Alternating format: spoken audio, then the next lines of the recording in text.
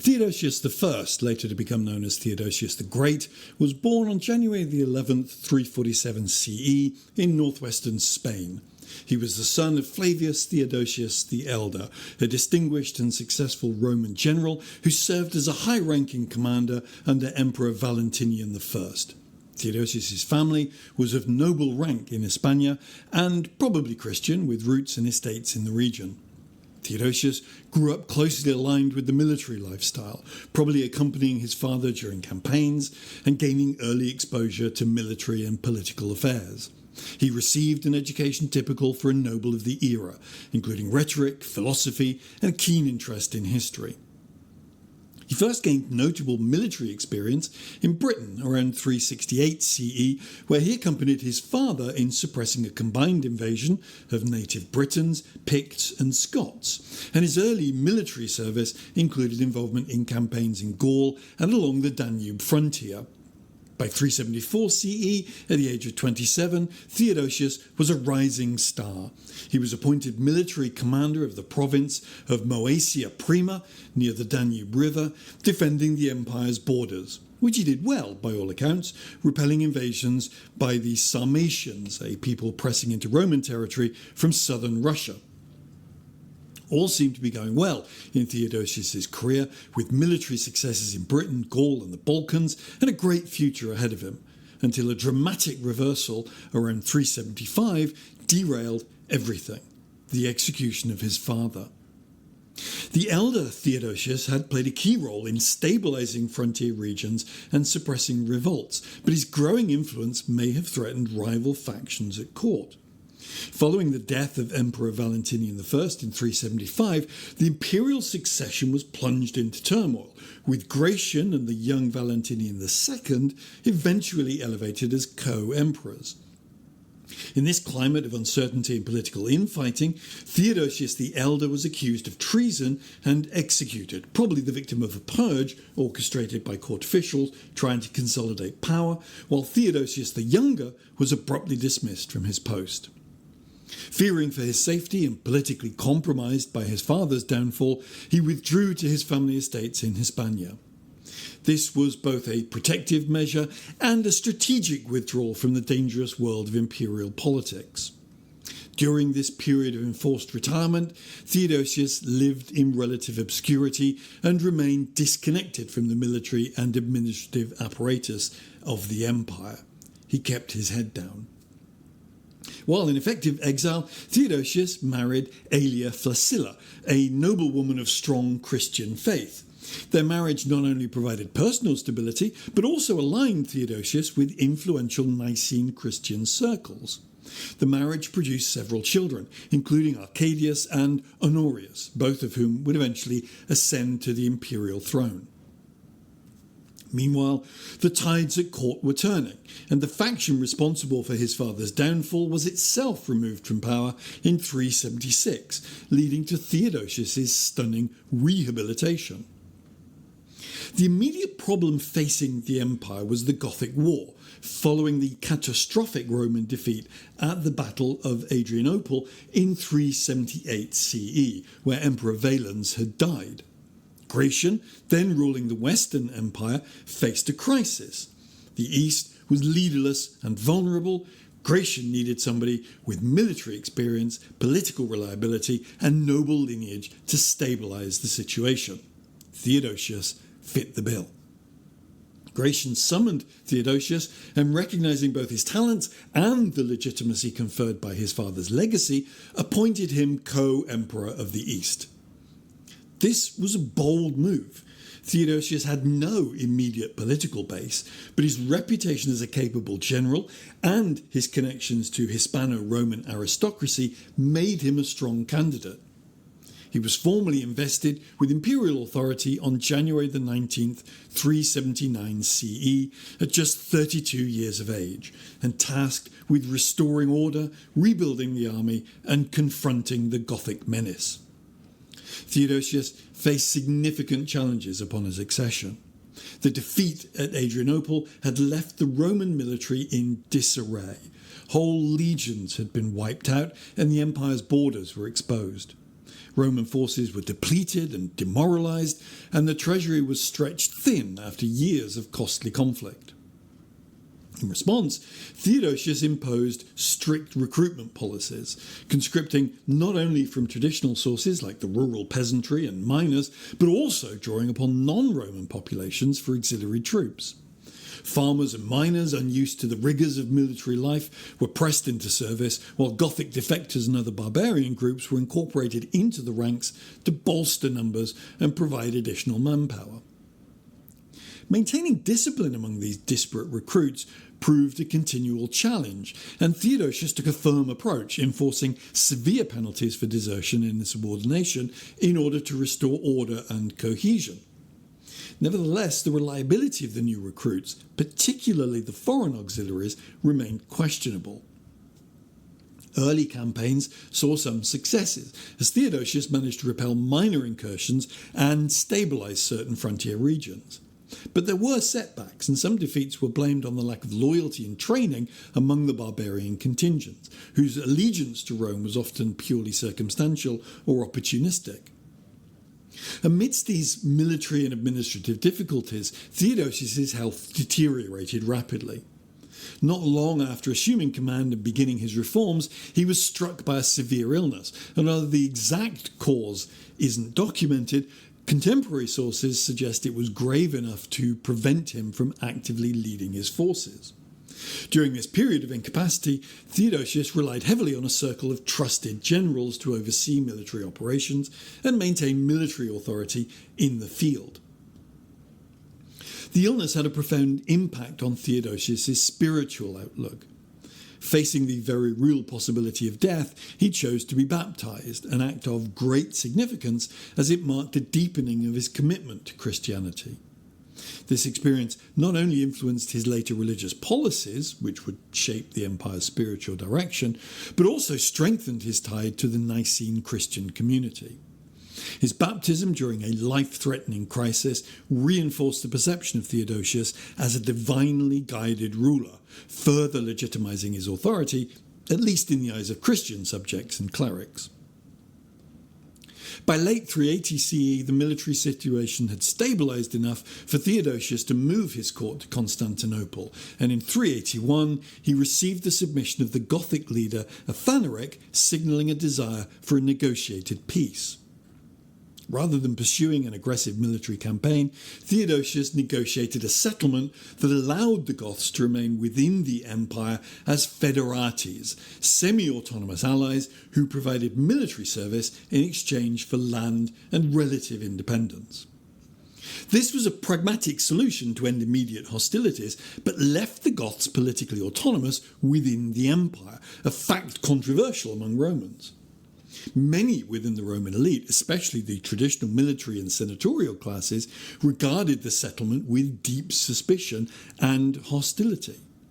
They viewed the granting of foederati status to the Goths, a group that had so recently inflicted a devastating defeat at Adrianople, as a dangerous concession that undermined Roman sovereignty and prestige. Critics worried that allowing the Goths to settle as a self-governing community within imperial borders would embolden other barbarian groups to demand similar privileges, thereby weakening central authority and threatening the integrity of the empire. To address these challenges, Theodosius took a multi-pronged approach. He integrated the Goths into the military structure, assigning them to units under Roman command and granting their leaders official titles and responsibilities.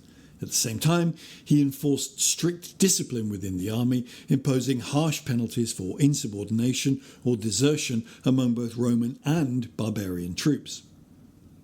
He also engaged in careful diplomacy, cultivating the loyalty of key Gothic leaders such as Athanaric and rewarding cooperation with land and status. By balancing firmness with incentives and maintaining a degree of oversight, he managed to keep the peace and stabilise the frontier, even if underlying tensions persisted. Despite the ongoing scepticism, his policies enabled the Eastern Empire to recover from the immediate crisis and reassert a measure of control over its borders. That stability wasn't to last for long, though, and once again the source of the trouble was a popular general serving in Britain. Magnus Maximus, a commander in Britain, was proclaimed emperor by his troops. In response, Gratian marched to confront Maximus in Gaul, but by then Gratian's popularity had waned, especially among the army, which had grown disillusioned with his leadership and his perceived favouritism towards his inner circle.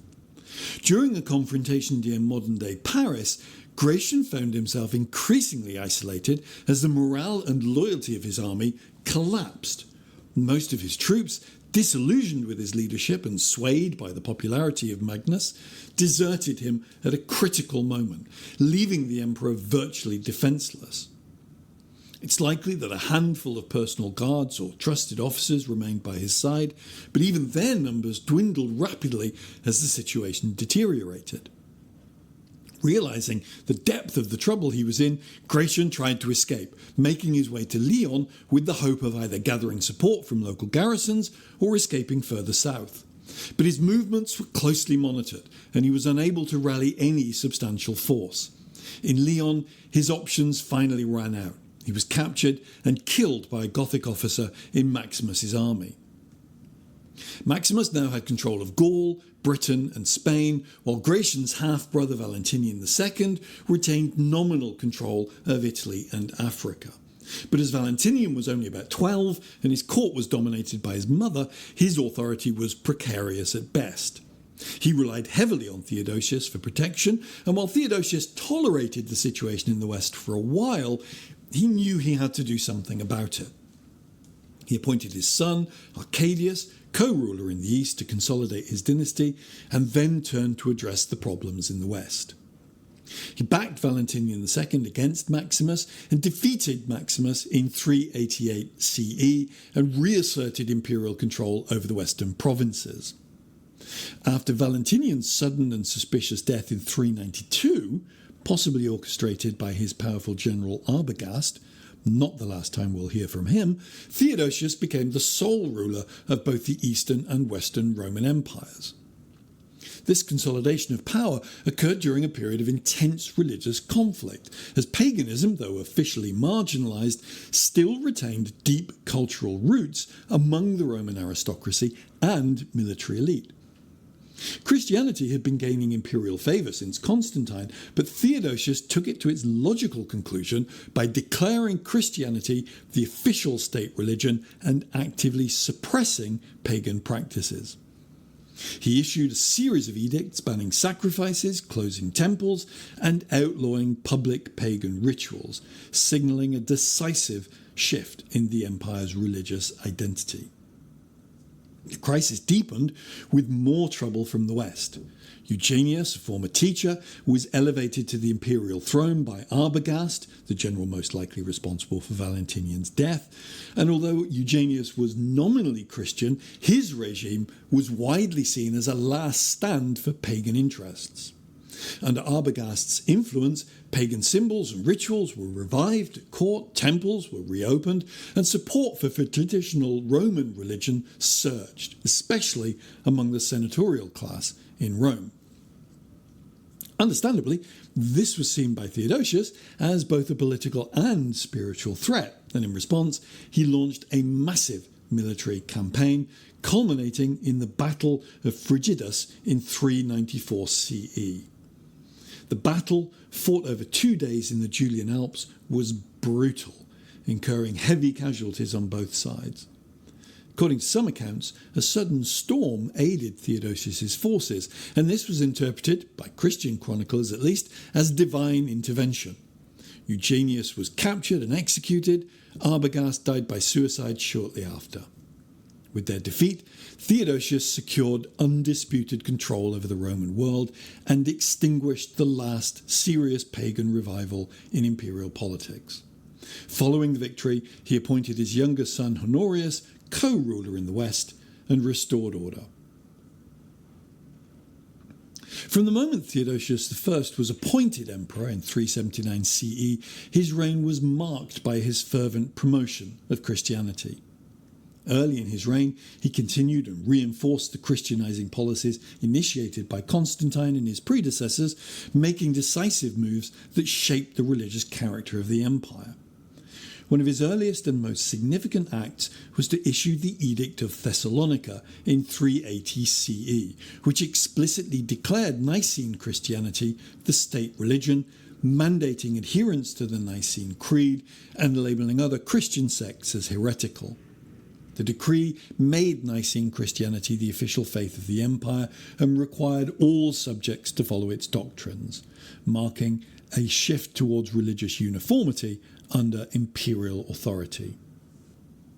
Theodosius vigorously pursued his policies to suppress paganism. Beginning around 381 CE, he reiterated earlier bans on pagan rituals, particularly animal sacrifices, and prohibited practices like haruspicy, divination by inspecting animal entrails. He issued laws criminalising magistrates who failed to reinforce these prohibitions. Pagan temples and associations were targeted, and there were tolerated attacks on pagan sites by Christian groups. By the late 380s and early 390s, Theodosius issued a series of harsh laws known as the Theodosian Decrees, which essentially outlawed all pagan religious practices, forbade public sacrifices, and closed all temples. And he enacted laws forbidding visits to temples and attendance at any pagan festivals on pain of heavy fines and confiscation of property. Perhaps the most symbolic act of his anti-pagan policies was the closing of the Vestal Virgins temple and the extinguishing of the sacred fire in the Roman Forum, an institution of Rome's pagan religion dating back for centuries. Theodosius also refused Senate requests to restore the Altar of Victory, a pagan symbol, despite pressures from prominent senators. Under his authority, many pagan sites were destroyed or repurposed into Christian churches, and traditional pagan festivals, including the ancient Olympic Games, were suppressed. These actions were met with strong Christian support within the imperial administration. Theodosius' relationship with leading Christian figures was complex but generally cooperative. He was notably influenced by Ambrose, the powerful bishop of Milan, who exercised significant moral and spiritual influence over the emperor. A famous incident illustrating this occurred after the massacre of Thessalonican civilians by imperial troops in 390 CE, when Ambrose insisted Theodosius perform public penance before being admitted to communion, a rare and humbling act for an emperor. The penance itself was highly public and deeply symbolic. Ambrose demanded that Theodosius demonstrate sincere remorse for the atrocity by abstaining from receiving the Eucharist and by appearing in the cathedral without the imperial regalia. The emperor was required to stand among ordinary penitents, dressed in humble garments, and to openly beg forgiveness for his actions. This spectacle of an all-powerful ruler submitting to ecclesiastical authority was unprecedented and sent shockwaves throughout the empire. Many Christians regarded Ambrose's insistence as a triumph for ecclesiastical independence and a model of righteous leadership. Theodosius' willingness to submit to public penance was interpreted as a sign of humility and penitence, enhancing his reputation among devout Christians while also serving as a warning to other rulers that the church could hold even emperors accountable for moral transgressions. Pagan and secular elites, though, may have viewed the event with a mixture of astonishment and horror, as it signalled a major shift in the balance of power between church and state, foreshadowing the increasing influence of Christian leaders in imperial affairs. It would be reasonable to interpret this dramatic episode as the culmination of an integration set in motion by Constantine, but with a significant shift in emphasis. Constantine's policies had intertwined the church with imperial governance, legitimizing Christianity and granting it a privileged position within the state. But the relationship he established was one of mutual benefit, with the emperor generally presiding over church matters and using religion to reinforce his authority. By contrast, the incident involving Theodosius and Ambrose marked a watershed moment in which the church asserted its ability to hold even the emperor morally accountable, sending a clear message that ecclesiastical authority could supersede imperial power in matters of conscience and morality. By complying, Theodosius acknowledged, at least symbolically, the supremacy of the church in the moral sphere, setting a precedent for future interactions between church and state. It wouldn't be accurate to say that this was the inevitable end point of Constantine's church-state integration, but it certainly represented a radical development in that relationship. It foreshadowed the growing influence of church leaders in imperial and political affairs for centuries to come.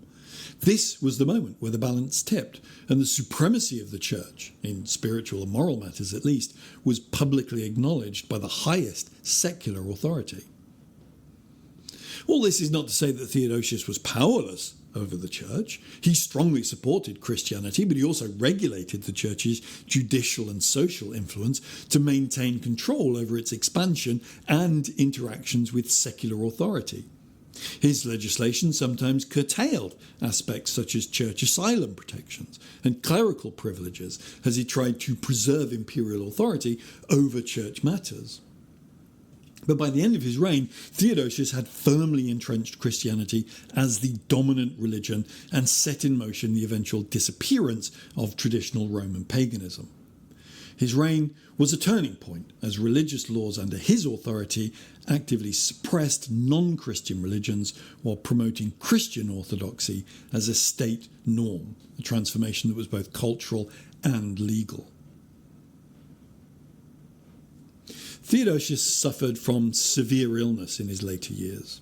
After a victorious reign marked by military successes and decisive religious reforms, he died unexpectedly on January 7, 395 CE in Mediolanum, modern-day Milan.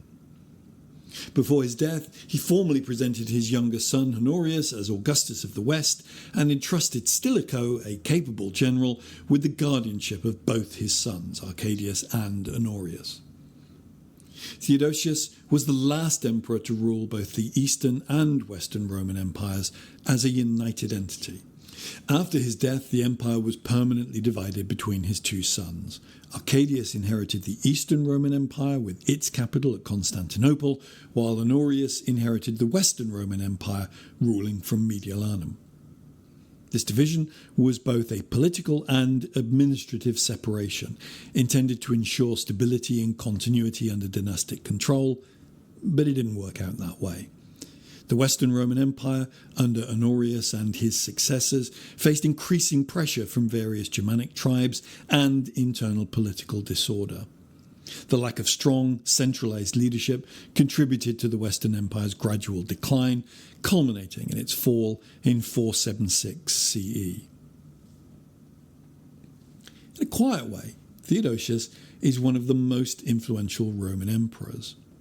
He's best remembered for solidifying Christianity as the official and dominant religion of the Roman Empire by issuing the Edict of Thessalonica and enforcing strict laws against pagan practices. His policies and reign marked the definitive end of classical Roman paganism and traditional religious practices, a cultural shift both celebrated by Christian contemporaries and mourned by pagans. This religious consolidation under Nicene Christianity became the foundation for the Byzantine Empire and medieval Christendom. His military campaigns successfully quelled internal usurpers and external barbarian threats, stabilizing imperial frontiers and internal governance during a period of intense pressure. But his reliance on barbarian troops, especially Goths, foreshadowed the increasing fragmentation and decline of Western Roman authority in the coming decades. Theodosius also left a legacy of complex church-state relations. He strongly supported Christian bishops and church institutions, exemplified by his cooperation with Ambrose of Milan, but he also asserted imperial authority over religious matters, shaping the church's role as a state institution. His reign witnessed the growing power of the Christian church, intertwined with imperial governance, influencing the political culture of later medieval Europe. Theodosius lived a life that reads like a classical drama, full of reversal, resilience, and ultimately triumph. Cast into obscurity after his father's execution, his retreat to Hispania could have been the end of his public life, but fate and Gratian's desperation intervened. It's an astonishing turnaround to go from exile to emperor in one step, but Theodosius proved equal to the task. He rebuilt the shattered army, negotiated with the Goths, and stabilised the East. His reign saw the final eclipse of Roman religion and the birth of a Christian empire. And he died as the last emperor to rule both East and West. He was a transformative emperor who not only preserved the empire during a turbulent era, but also reshaped its religious, cultural, and political landscape. Join me next time as we take a look at one of Rome's greatest emperors, the man who recaptured the city of Rome and who expanded the empire to its greatest range in centuries. It's a story of love, of plague, of war, of tax, and of sport. It's the story of Justinian the Great. I hope to see you then, but in the meantime, please remember to like, share, and subscribe on your way out, and whatever you're doing, have a great day.